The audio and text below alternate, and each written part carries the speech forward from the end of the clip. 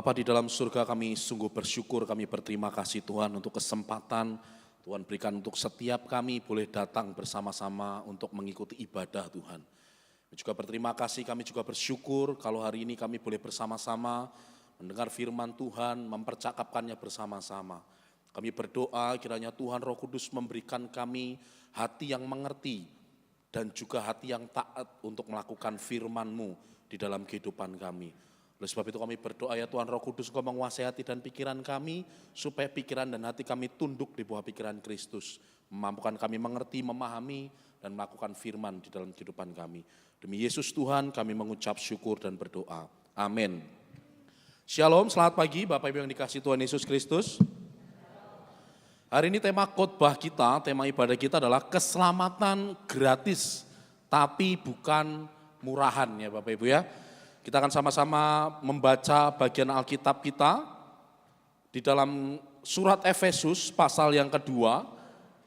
Sebenarnya ayatnya 8-9 aja Bapak Ibu, tapi saya pengen kita membaca dari mulai ayat yang pertama. Efesus pasal yang kedua, ayat yang pertama sampai yang ke-10 Bapak Ibu.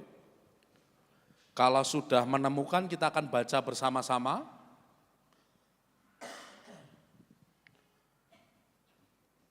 Efesus pasal yang kedua, ayat yang pertama sampai 10, saya baca ayat yang pertama, Bapak Ibu yang kedua bergantian sampai ayat yang ke-10 ya. Saya baca demikianlah firman Tuhan. Kamu dahulu sudah mati karena pelanggaran-pelanggaran dan dosa-dosamu.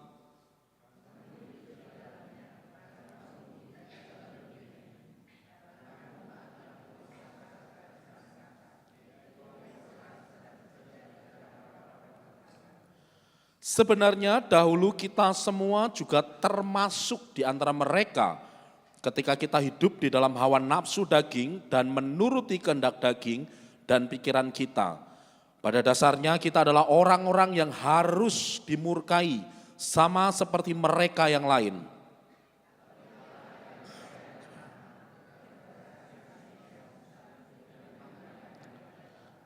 Telah menghidupkan kita bersama-sama dengan Kristus, sekalipun kita telah mati oleh pelanggaran-pelanggaran kita, oleh anugerah kamu diselamatkan.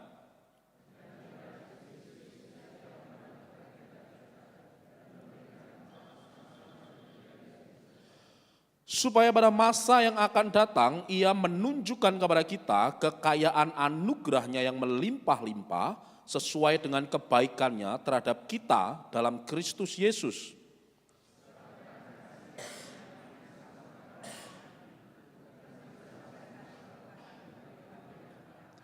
Itu bukan hasil pekerjaanmu, supaya tidak ada orang yang memegahkan diri.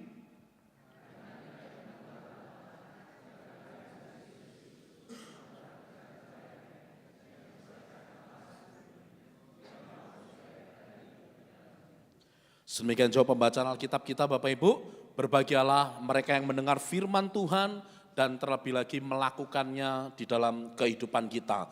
Nah Bapak Ibu, tema kita hari ini adalah keselamatan itu gratis tetapi bukan murahan.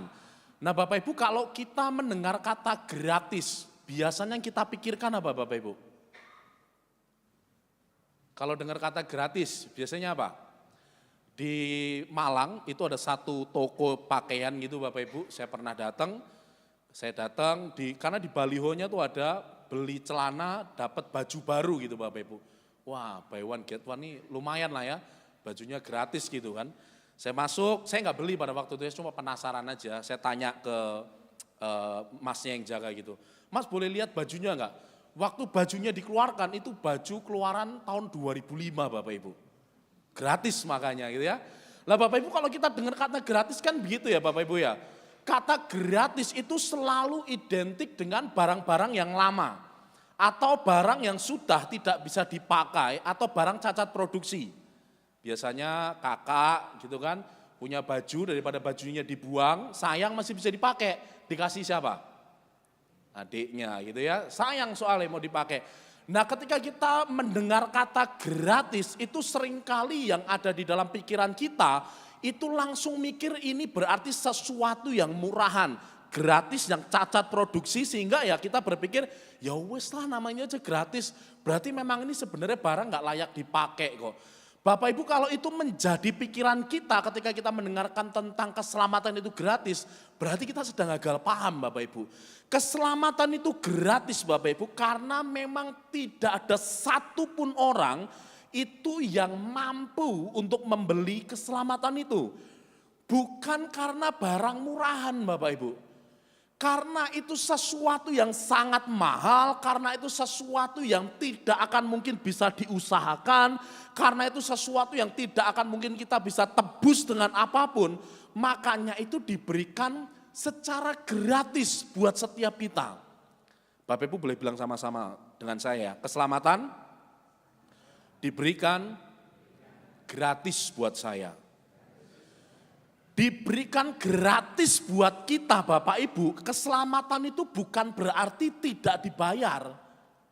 Contoh, Bapak Ibu orang tua yang bekerja gitu ya. Bapak Ibu adalah orang yang bekerja cari apa Bapak Ibu? Cari untung kan?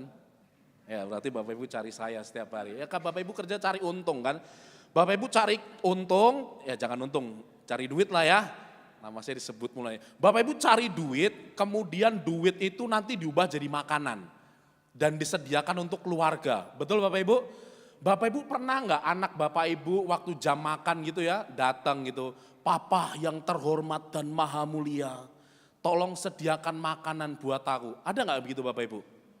Wah ini kalau ada mesti dibesuk 12 kali nih Bapak Ibu ya. Nggak ada, betul nggak Bapak Ibu? Otomatis anak-anak kita menikmati makanan itu secara gratis. Betul? Tetapi apakah makanan itu gratis Bapak Ibu? Enggak, makanan itu disediakan oleh kita yang bekerja sebagai orang tua menyediakan makanan, anak kita menyediakan gratis. Kan enggak ada di meja makan kita, makan pagi 15.000, makan siang 20.000 ada di rumahnya gitu Bapak Ibu. Enggak ada, gratis. Anak-anak kita menikmatinya secara gratis. Bukan berarti itu barang yang gratis, murahan, bukan. Keselamatan yang kita punya Bapak Ibu, keselamatan yang kita dapat, itu bukan gratis murahan Bapak Ibu. Bukan enggak dibayar. Bapak Ibu ingat khotbah saya berapa bulan lalu tentang hakim yang adil ya Bapak Ibu ya. Tuhan Allah itu hakim yang adil Bapak Ibu. Ketika dia hakim yang adil, dia tidak bisa kompromi dengan yang namanya dosa. Sehingga yang namanya dosa itu harus mendapatkan hukuman. Enggak bisa enggak? Enggak bisa enggak? Jadi Bapak Ibu bukan ketika kita percaya Tuhan, hukuman dibatalkan. Bukan loh Bapak Ibu. Hukuman akan dosa itu tidak pernah dibatalkan Bapak Ibu. Hukuman akan dosa itu tidak pernah ditiadakan. Tidak pernah Bapak Ibu. Dosa manusia yang berdosa itu tetap mendapatkan hukuman Bapak Ibu. Konsekuensi atas dosa itu loh Bapak Ibu. Upah dosa adalah maut. Karena orang berdosa, manusia itu dihukum. Dan itu dijalankan loh Bapak Ibu. Bukan moro-moro hukuman akan dosa itu hilang. Bukan Bapak Ibu. Dosa hukumannya itu tetap dijalankan di atas kayu salib Bapak Ibu. Tetapi bukan kita lagi yang menjalani hukuman dosa itu Bapak Ibu. Gak akan mungkin bisa. Gak akan mungkin mampu, gak akan mungkin kuat. Tetapi bukan berarti juga hukumannya dibatalkan. Hukumannya tetap lanjut. Bukan kita tetapi Yesus di atas kayu salib Bapak Ibu. Yang menjalani seluruh hukuman akan dosa-dosa kita. Sehingga hutang dosa kita itu lunas dibayar di atas kayu salib Bapak Ibu. Bukan moro-moro dosane hilang, hukuman dosane hilang, bukan Bapak Ibu. Karena kalau hukuman dosa itu tidak dilanjutkan atau hukuman dosa itu tidak dikerjakan, berarti Tuhan sedang mengingkari dirinya sebagai yang maha adil. Karena dia tahu dia adalah maha adil, kebenarannya itu adalah memang dia adalah benar, maka hukumannya dijalankan. Tapi dia juga tahu gak ada satupun manusia yang cukup kuat Bapak Ibu untuk menerima hukuman itu. Oleh sebab itulah keselamatan itu loh Bapak Ibu dikaruniakan, diberikan kepada kita yang percaya dengan gratis. Bapak Ibu, kalau kita melihat di dalam perjalanan Rasul Paulus ketika dia berkhotbah, ketika dia menuliskan surat-suratnya kepada jemaat-jemaat pada waktu itu, keselamatan sebagai hadiah gratis itu merupakan sebuah tema sentral Bapak Ibu. Itu yang terus didengungkan oleh Paulus, itu yang terus dikhotbahkan oleh Paulus. Kenapa? Karena orang Yahudi pada waktu itu mereka terbiasa dengan korban. Bapak Ibu, kalau kita baca perjanjian lama ya, ada banyak setiap 1 tahun sekali atau berapa minggu sekali gitu ya. Mereka orang-orang yang berdosa dan semua orang berdosa, mereka harus datang ke rumah Allah ngapain? Bawa korban. Betul ya Bapak Ibu ya? Mereka bawa burung merpati yang gak mampu, bawa domba, bawa lembu untuk dikorbankan dengan harapan bahwa yang dikorbankan itu mampu menghapus dosa-dosa yang dia lakukan. Ternyata nggak bisa, nggak mampu Bapak Ibu. Oleh karena itu nggak mampu, nggak bisa dikerjakan. Makanya ini jadi satu tema Rasul Paulus yang adalah orang Yahudi mendengungkan ini Bapak Ibu. Gak iso manusia, wes gak akan mungkin manusia sekuat sehebat apapun mereka mampu untuk membayar hutang dosanya. Tidak ada yang bisa. Oleh karena nggak ada yang bisa, makanya harus ada satu pribadi yang adalah juga manusia. Tetapi yang tidak berdosa. Karena yang bersalah itu manusia, maka yang harus dihukum pun manusia Bapak Ibu. Tidak bisa manusia yang bersalah kemudian Tuhan mengorbankan kambing misalnya. Tuhan mengorbankan lembu, nggak bisa. Yang berdosa manusia, manusia mesti dihukum. Manusia mesti dihukum. Dan ini nggak bisa dilakukan. Karena standar Allah itu mesti sempurna Bapak Ibu. Tidak ada satupun manusia di dunia yang cukup layak menjadi pengorbanan bagi seluruh dunia, bagi dosa ini Bapak Ibu. Gak bisa. Oleh sebab itulah Tuhan Allah di dalam Yesus Kristus Tuhan menjadi manusia dan dikorbankan. Menerima seluruh murka Allah, hukuman Allah yang harusnya kita terima itu loh Bapak Ibu. Tapi dia bayar di atas kayu salib. Jadi itu bukan gratis Bapak Ibu. Itu bukan sesuatu yang kita dapat gratis, bukan murahan, bukan gak ada harganya Bapak Ibu. Justru karena itu terlalu mahal, gak bisa dibeli. Makanya diberikan buat kita secara gratis. Di Efesus pasal yang kedua 8-9 tadi dikatakan begini Bapak Ibu. Sebab karena kasih karunia kamu diselamatkan oleh iman. Karena kasih karunia Bapak Ibu. Bukan hasil usahamu tetapi pemberian Allah. Itu bukan hasil pekerjaanmu, jangan ada orang yang memegahkan diri. Sebab karena kasih karunia Bapak Ibu. Jadi sebenarnya ketika Tuhan melihat kita manusia, itu sudah tidak ada satupun yang memungkinkan kita atau yang mewajibkan Tuhan untuk menyelamatkan kita. Tidak ada Bapak Ibu. Kita diselamatkan itu betul-betul kasih karunia Bapak Ibu. Kasih karunia di dalam bahasa aslinya itu disebutkan karis itu loh Bapak Ibu. Karis itu adalah pemberian atau kemurahan yang tidak layak diterima.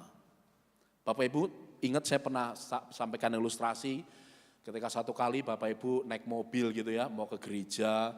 Bapak Ibu kemudian setiap kali di lampu merah itu kan sekarang ada pengamen ya Bapak Ibu ya. Setiap kali ada pengamen Bapak Ibu nggak lupa pasti ngasih terus. Ngasih terus. Satu kali ketika Bapak Ibu lupa bawa duit. Dan kemudian hari itu Bapak Ibu nggak ngasih uang ke pengamen itu. Pertanyaannya, pengamen itu berhak marah nggak Bapak Ibu? Dia demo gitu ya. Hari ini kita demo, orang itu nggak ngasih saya uang. Gitu. Boleh nggak kita demo Bapak Ibu? Nggak berhak.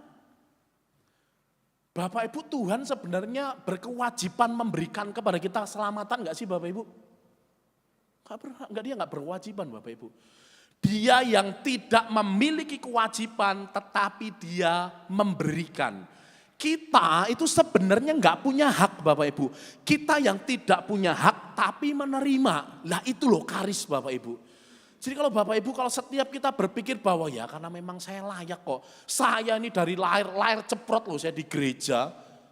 Saya pokoknya apa-apa gereja, semuanya gereja, berapa banyak sumbangan yang saya kasih buat gereja. Doa pagi, doa siang, doa malam, doa semalam suntuk, semalam enggak suntuk, semua doa diikutin. Doa puasa, doa enggak puasa. Masa orang kayak saya enggak mampu masuk surga? Enggak mampu Bapak Ibu, enggak bisa. Kasih karunia itu diberikan sebuah pemberian yang sebenarnya kita sebagai manusia itu sama sekali tidak layak untuk mendapatkannya Bapak Ibu. Makanya tadi Rasul Paulus mengingatkan kita bahwa apa yang sudah kita terima keselamatan itu bukan hasil usaha kita Bapak Ibu. Seberapapun besar usaha yang kita lakukan, seberapa besar pun pekerjaan yang kita kerjakan, yang kita harap bisa mencapai itu enggak akan mungkin bisa Bapak Ibu. Karena itu bukan hasil pekerjaan kita, itu pemberian Allah dan jangan satu orang pun kata Rasul Paulus yang memegahkan dirinya. Enggak layak sama sekali Bapak Ibu. Setiap kita manusia itu berdosa. Roma 6:23 berkata bahwa sebab upah dosa itu maut. Upah dosa Bapak Ibu ya. Dosa itu maut upahnya. Tetapi karunia Allah ialah hidup yang kekal di dalam Kristus Yesus Bapak Ibu. Ini yang penting yang harus kita lihat Bapak Ibu. Tadi kita baca bahwa upah dosa itu adalah maut. Kebenaran yang pertama adalah semua manusia Bapak Ibu, siapapun itu Bapak Ibu. Dari golongan manapun, dari ras manapun Bapak Ibu. Setiap manusia itu sudah jatuh di dalam dosa. Alkitab berkata sejak di dalam kandungan, aku dikandung di dalam dosa. Semua manusia berdosa. Kalau setiap manusia berdosa, maka mau tidak mau kita juga harus mengikuti kata firman tadi. Upah dosa adalah maut, enggak ada yang lain. Kebenaran yang kedua Bapak Ibu, di dalam teologi kita Kristen Reform itu tidak ada istilah dosa besar, dosa kecil Bapak Ibu, enggak ada. Aku lu enggak pernah membunuh, saya yakin Bapak Ibu enggak pernah bunuh. Saya bukan perampok. Tapi ngerasani. Bapak Ibu permisi tanya Bapak Ibu. Dosa membunuh dengan dosa ngerasani sama atau beda Bapak Ibu? Waduh sebenarnya sih sama. Nek tak jawab kok aku gak ngerasani gitu ya. Apa kita berpikir, ya nek ngerasani gak dosa-dosa amat lah. Cincai lah, itu kan dosa kecil. Apa begitu Bapak Ibu? Tadi kita tidak melihat apa di dalam Alkitab tadi ya, upah dosa dalam kurung membunuh itu enggak ada Bapak Ibu. Upah dosa Bapak Ibu, apapun itu yang namanya dosa, apalagi ngerasani hamba Tuhan, wah tuh dosanya double 2 itu Bapak Ibu. Wes ngerasani hamba Tuhan yang dirasani, 2 kali dosanya itu Bapak Ibu. Apapun dosanya Bapak Ibu. Yang namanya kita manusia berdosa Bapak Ibu, mau kecil mau besar, tetap upah dosa itu adalah maut. Tidak ada yang lain Bapak Ibu. Tidak ada yang lain. Sebagai kita yang berdosa seharusnya maut. Tidak ada yang lain. Tidak ada satu tempat gitu ya Bapak Ibu. Setelah kita meninggal itu perjalanan kita cuma surga atau neraka.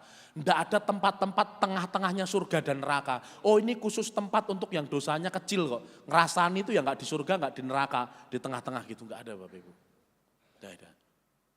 Yang ketiga Bapak Ibu, manusia itu tidak akan pernah mungkin dapat menyelamatkan dirinya sendiri.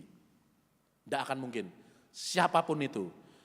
Yang terakhir Bapak Ibu, manusia itu diselamatkan bukan karena perbuatan. Bapak Ibu kalau keempat poin ini Bapak Ibu, kalau keempat poin ini kita betul-betul bisa memahaminya Bapak Ibu, maka kita nggak akan berani lagi menyebut keselamatan itu gratis secara sembarangan Bapak Ibu. Nggak bisa. Keselamatan itu gratis Bapak Ibu, ini loh dasarnya Bapak Ibu. Karena semua manusia berdosa dan nggak akan mungkin bisa menyelamatkan dirinya sendiri. Ini dasarnya Bapak Ibu. Jadi kegratisan yang kita dapat itu bukan barang yang Murahan Bapak Ibu. Itu bukan cacat produksi atau kita berdebat dengan Tuhan, kita berkata, ya memang aku layak kok. Nek orang kaya aku nggak layak, orang kaya apa lagi yang layak masuk surga? Wah itu dosanya double itu Bapak Ibu. Tidak bisa. Justru karena kita tidak akan mampu mengusahakannya, makanya diberikan secara gratis. Berapa hari yang lalu Bapak Ibu saya lihat cuplikan satu hamba Tuhan khotbah, bukan hamba Tuhan kita, dia khotbah gitu Bapak Ibu ya. Dia bilang begini Bapak Ibu, kalau kita percaya kepada Tuhan Yesus, itu gara-gara cuma takut masuk neraka, itu mungkin bukan kasih loh. Bapak Ibu ingat saya pernah cerita enggak? Saya pernah besuk, bukan jemaat kita juga, puji Tuhan ya Bapak Ibu. Ada satu orang tua gitu Bapak Ibu ya. Itu tuh dia di dalam rumahnya tuh ada Tuhan Yesus juga ada, dan ada patung-patung yang lain Bapak Ibu. Terus ditanya, terus dia bilang gini, yo nanti nek Yesus bangkrut saya masih punya yang lain. Waduh aku bilang, ini kayak orang trading Bapak Ibu ya. Ini ada Yesus bangkrut kan masih ada ini bangkrut masih ada ini. Nah kalau semua bangkrut gimana? Ya saya ikut bangkrut gitu kali ya Bapak Ibu ya. Bapak Ibu kalau kita percaya kepada Tuhan Yesus cuma gara-gara kita masuk neraka Bapak Ibu. Jangan-jangan kita juga punya pola pikir yang gitu loh Bapak Ibu. Kalau kita mengasihi Tuhan kita bukan karena berdasarkan kasih Bapak Ibu. Tapi pakai hukum jual beli Bapak Ibu. Jangan-jangan itu bukan kasih loh Bapak Ibu. Jangan-jangan itu bukan iman yang menyelamatkan loh Bapak Ibu. Jangan-jangan itu bukan kasih yang lahir dari kasih kita kepada Tuhan. Tapi jangan-jangan itu lahir dari ketakutan kita dengan panasnya api neraka. Makanya karena kita tahu, wah keselamatan di dalam Tuhan, ya wis lah timbangku aku mlebu neraka, ya wis lah aku tak percaya Tuhan. Sebenarnya gak percaya-percaya amat sih. Tapi gak ada jalanan, ya wis lah tak percaya aja. Bapak Ibu kalau itu ada di mindset kita, jangan-jangan iman yang selama ini kita punya, itu bukan iman yang menyelamatkan Bapak Ibu. Bapak Ibu kalau iman kita menyelamatkan, kita harus punya pola pikir gini Bapak Ibu. 1 Korintus 6:20 bilang gini Bapak Ibu. Sebab kamu telah dibeli Bapak Ibu, dan harganya telah lunas dibayar. Karena itu muliakanlah Allah dengan tubuhmu.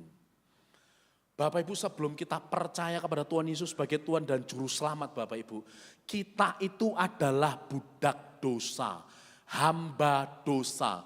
Sehingga dosa itu menjadi tuan atas kita. Karena dosa adalah tuan atas kita, itu kita tidak mungkin untuk melakukan hal yang benar. Pengen sih melakukan hal yang benar, gak bisa. Kenapa? Karena dosa adalah tuannya, gak bisa. Rasul Paulus tadi kalau kita baca di dalam Efesus pasal 2 yang pertama tadi Bapak Ibu ya. Kita tuh loh sebenarnya orang-orang yang harusnya juga sama dimurkai. Toh kita dulu juga sama kok begitu kok. Kita tuh orang-orang yang sebenarnya juga gak layak, sama gak layak. Tetapi Alkitab berkata kita telah dibeli Bapak Ibu. Harganya lunas dibayar. Sehingga sebenarnya Bapak Ibu kalau kita memahami ini Bapak Ibu ya. Kita akan memahami dalam satu prinsip bahwa hidup kita itu sebenarnya bukan punya kita lagi loh Bapak Ibu. Kita itu sudah bukan budak dosa, betul. Tetapi sekarang kita hambanya kebenaran Bapak Ibu. Artinya kita hidup harus menghidupi kebenaran.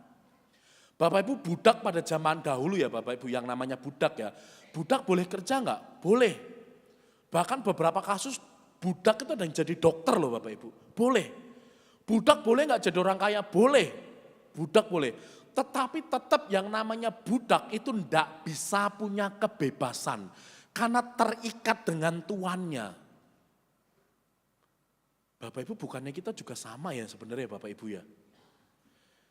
Kita tuh dulunya mati, tadi Alkitab di Efesus berkata. Kita tuh sudah mati, tetapi sekarang kita tuh ditebus, dibayar lunas, nas Bapak Ibu. Sehingga sebenarnya sudah tidak ada hak lagi di dalam kehidupan kita yang kita berkata mimpiku, pokoknya ini cita-citaku. Bukanku lagi Bapak Ibu.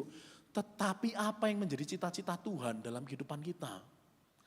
Bapak Ibu, kalau Bapak Ibu masih hidup sampai detik ini Bapak Ibu ya, berapapun usia Bapak Ibu, Bapak Ibu bukan Tuhan itu nggak punya rencana dalam kehidupan Bapak Ibu loh.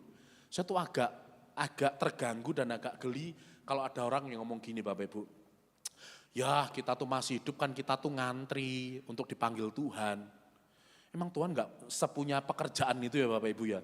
Manggilin kita antri. Nggak gitu Bapak Ibu. Kalau Tuhan masih mengizinkan kita hidup sampai detik ini loh Bapak Ibu. Apapun profesi kita, apapun pekerjaan kita, berapapun usia kita, doesn't matter Bapak Ibu. Tuhan mau kita memuliakan Dia melalui hidup kita itu loh Bapak Ibu. Sehingga kalau kita hidup itu tujuannya sudah bukan buat kita lagi Bapak Ibu. Sudah bukan bagaimana kita membesarkan diri kita, sudah bagaimana caranya pokoknya kita semakin viral, semakin kaya. Boleh kaya, boleh viral, boleh terkenal. Cuma bukan itu tujuan utamanya Bapak Ibu. Karena sebenarnya kita nggak punya hak atas hidup kita kok Bapak Ibu. Lunas dibayar Bapak Ibu. Sehingga sebenarnya bukan tujuan kita, tetapi apa yang menjadi tujuan Tuhan melalui hidup kita. Kita nggak akan doa gini lagi, libatkan Tuhan di dalam rencanamu. Bukan kita melibatkan Tuhan di dalam rencana Tuhan, bukan itu Bapak Ibu. Tuhan rencananya apa, kita melibatkan diri kita. Bukan kita lagi yang menjadi pusatnya Bapak Ibu. Keakuan kitanya tuh harusnya mati itu loh Bapak Ibu. Kenapa? Lunas. Sehingga kita tuh adalah manusia baru yang seharusnya memiliki tujuan yang baru. Apa? Memuliakan Allah. Gak ada yang lain Bapak Ibu. Bapak Ibu masih bekerja, Bapak Ibu punya usaha, itu mimbar Bapak Ibu. Enggak semua orang itu dipanggil untuk berdiri di mimbar ini, betul enggak? Enggak semua orang. Orang-orang tertentu dipanggil oleh Tuhan memang untuk memberitakan mimbar di sini. Tetapi bukan berarti orang Kristen enggak punya panggilan yang sama. Sama panggilannya Bapak Ibu. Pekerjaan kita itu mimbar, tempat bagaimana kita menceritakan tentang Tuhan melalui pekerjaan kita. Bapak Ibu ingat khotbahnya Law Sharif berapa minggu lalu ya. Ada satu pertanyaan refleksi yang dia bilang gini Bapak Ibu. Kalau orang itu seminggu tinggal bersama-sama dengan kita, orang itu akan melihat kita sebagai orang yang menyembah Tuhan apa tidak. Wah itu terngiang-ngiang terus dalam pikiran saya Bapak Ibu. Kita tuh orang Kristen tuh seringkali terlalu rapi menyembunyikan sesuatu yang bobrok di dalam hati. Kalau di dalam gereja tuh senyumnya mau manis-manis banget. Selamat pagi, shalom, itu senyum Pepso dan giginya berkilau-kilau kemana-mana Bapak Ibu. Tetapi dalam hatinya tuh hancur banget sebenarnya, bobroknya bukan main. Kadang-kadang kita terlalu pintar menyembunyikan itu Bapak Ibu. Hidup kita tuh seringkali dibalut. Naik di gereja ya mesti baik, naik di rumah tunggu dulu. Ada orang yang begini, ibu-ibu, enggak, mudah-mudahan enggak ada di sini, tapi permasalahan saya mendapatkannya di sini ya Bapak Ibu. Lagi, saya enggak sebutkan namanya Bapak Ibu, tenang aja. Yang rasa pasti cubit-cubit kalau awakmu dirasani. Lagi duduk-duduk gitu Bapak Ibu ya, pas saya lewat, ono lah sontok, ojo ngerasani ning gereja. Ojo ngerasani ning gereja. Berarti nek neng omah gak popo ngerasani gitu Bapak Ibu ya. Neng gereja gak boleh ngerasani. Bapak Ibu bukan gitu Bapak Ibu. Hidup kita tuh lunas dibayar. Kita sama sekali ndak punya hak untuk hidup kita ini loh Bapak Ibu. Tuhan mau kita memuliakan Dia dengan tubuh kita, dengan kehidupan kita Bapak Ibu. Kalau ngerasani tidak memuliakan Tuhan, buat apa dilakukan? Tapi enak ya loh. Nek kuping iku urung krungu wong ngrasani, rasane gawatel banget. Hidup ini bukan tentang bagaimana kita semakin besar Bapak Ibu. Tetapi bagaimana orang lain ketika melihat hidup kita, mereka memuliakan Tuhan. Itu mimbar kita Bapak Ibu. Ayat yang terakhir yang saya pengen kita semuanya baca bersama-sama Bapak Ibu. Sudah ada di slide ya Bapak Ibu ya. Kita baca bersama-sama 2, 3. Sebab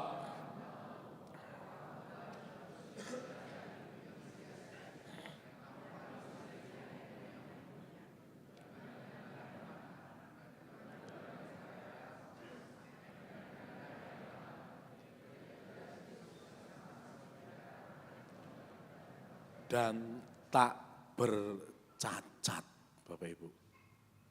Sehingga gratis itu sekali lagi itu bukan murahan Bapak Ibu.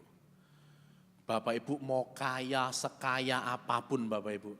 Bapak Ibu nggak akan pernah bisa membeli keselamatan Bapak Ibu.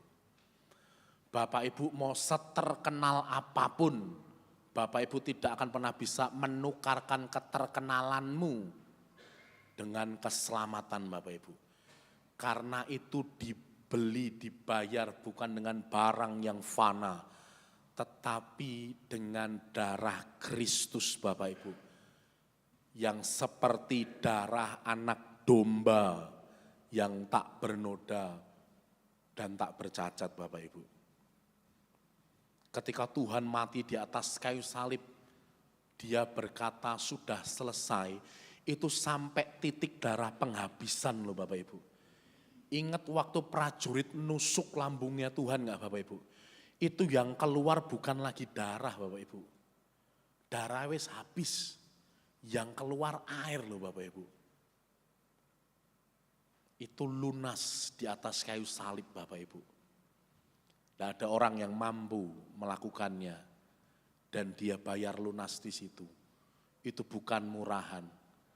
Dan kalau Tuhan masih mengizinkan kita hidup sampai detik ini Bapak Ibu, berarti ada rencana Tuhan yang Tuhan ingin kerjakan di dalam hidupmu. Loh aku ibu rumah tangga sih ada rencana Tuhan. Apapun profesi kita Bapak Ibu, apapun itu. Ada rencana Tuhan yang Tuhan ingin kerjakan di dalam situ Bapak Ibu. Bapak Ibu kita hidup tidak hanya sekedar ngantri untuk dipanggil, sementara sekarang kita memenuhi bumi Bapak Ibu. Bikin sumpek, bukan Bapak Ibu. Tapi ada rencana Tuhan di dalamnya. Kalau kita nggak tahu apa rencana Tuhan di dalam hidup kita, itu PR kita malam ini Bapak Ibu. Sebelum kita tidur Bapak Ibu, coba tanya ke Tuhan. Tuhan rencana buat hidupku itu sebenarnya apa Tuhan? Melalui pekerjaanku, melalui usahamu, apa Tuhan? Sing mau kerjakan lewat hidupku. Amin Bapak Ibu. Yang harus kita renungkan Bapak Ibu.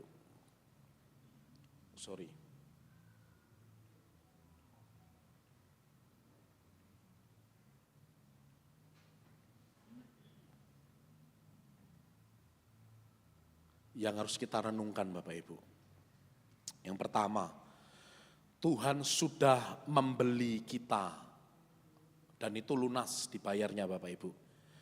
Dan kita sekarang itu adalah milik kepunyaannya Tuhan, bukan punya kita. Bapak Ibu kalau Bapak Ibu berpikir anak-anak kita itu punya kita, salah juga Bapak Ibu. Kita, anak-anak kita, semua yang ada pada kita itu milik Tuhan Bapak Ibu. Didik anak-anak kita bukan untuk ya buat bangga orang tua itu oke bener lah. Buat banggain Indonesia bener itu juga oke lah. Tetapi jangan lupa Bapak Ibu, yang pertama yang harus kita didik kepada anak-anak kita adalah mereka harus memuliakan Tuhan dalam hidup mereka. Nggak ada yang lain Bapak Ibu. Sudahkah kita hidup hanya berpusat kepada Dia saja Bapak Ibu? Atau selama ini kita masih terlalu gede Bapak Ibu. Mimpiku, cita-citaku, doaku, kuku nih banyak. Kalau masih itu, hari ini kita berdoa Bapak Ibu. Supaya Tuhan memberikan anugerahnya kepada kita. Hidup kita itu pusatnya adalah Tuhan Bapak Ibu. Kalau kita mati hari ini, sejarah tetap berjalan Bapak Ibu. Ada tanpa kita atau tidak dengan kita, dunia tetap berjalan. Tetapi kalau Tuhan yang gak ada, baru dunia mati Bapak Ibu. Dan gak mungkin. Dia pusatnya, bukan kita. Yang kedua Bapak Ibu, sudahkah kita memenuhi panggilannya sebagai orang-orang yang ditebusnya. Ketika Tuhan menebus kita Bapak Ibu, membayar, Dia punya tujuan Bapak Ibu. Ada beberapa orang sih, tapi setahu saya kebanyakan orang kalau membeli sesuatu itu dengan tujuan. Betul Bapak Ibu ya? Bapak Ibu beli obeng itu buat apa Bapak Ibu? Ya buat ngobeng Bapak Ibu. Ya kadang-kadang kalau gatel tangan gak nyampe bisa juga dipakai obengnya. Cuma kan bukan itu tujuan utamanya Bapak Ibu. Ya kan? Nah Tuhan menebus hidup kita. Dia memberikan kita keselamatan yang gratis itu loh Bapak Ibu. Juga ada tujuannya Bapak Ibu. Kalau kita sedang tidak berada di dalam tujuan itu Bapak Ibu. Dua kemungkinan Bapak Ibu. Mungkin kita belum diselamatkan. Atau yang kedua, mungkin kita terlalu cuek dengan Tuhan. Karena ku terus. Malam hari ini PR buat kita. Tuhan rencanamu apa? Tolong libatkan aku Tuhan. Tuhan mau apa melalui pekerjaanku? Tuhan mau apa melalui usahaku? Tuhan apa yang Tuhan mau kerjakan melalui keluargaku? Ayo Tuhan, tolong bantu aku ngerjakannya bersama-sama. Amin Bapak Ibu.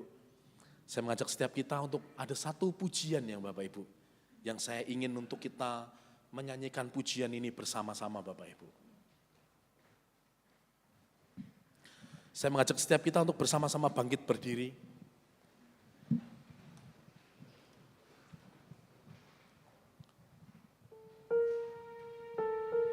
Ini lagu lama Bapak Ibu, salah satu lagu yang menemani saya pada waktu saya pertama kali bertobat Bapak Ibu. Saya rindu menyanyikan ini setiap kita. Jadikan ini pengingat kita, jadikan setiap kata-katanya doa kita Bapak Ibu. Ketika kita berkata, Tuhan seperti yang Kau ingini Tuhan, itu bukan lip service saja Bapak Ibu. Tapi lahir dari kesadaran hati yang paling dalam Bapak Ibu. Mari kita naikkan pujian ini bersama-sama. Bukan dengan barang fana Kau membayar dosaku, dengan darah yang mahal, tiada noda dan celah. Bukan dengan emas perak Kau menebus diriku, oleh segenap kasih dan pengorbananmu, ku telah mati dan tinggalkan cara hidupku yang lama. Semuanya sia-sia dan tak berarti lagi. Hidup ini ku letakkan pada mesbah-Mu ya Tuhan. Jadilah padaku seperti yang Kau ingini. Jemaat saja nyanyikan, bukan dengan barang fana. Bukan dengan barang fana Kau membayar dosaku, Terima kasih Tuhan. dengan darah yang mahal, tiada noda dan celah. Bukan